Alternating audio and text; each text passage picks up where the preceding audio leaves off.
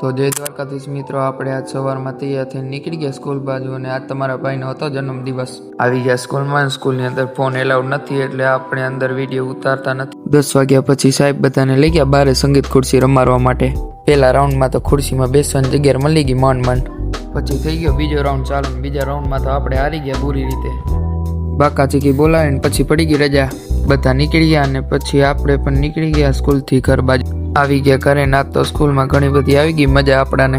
રાત પડી ગઈ અને આ બાજુ મમ્મીએ કરી નાખી પહેલની તૈયારી. આજે આપણે બર્થડે દિવસે રાખી તો પહેલનો પ્રોગ્રામ. ઘર અંદર આવીને જોયું તો મન તો એવું થયું કે દોસ્ત પહેલા તો ઊંટ નાસ્તો કરી લે.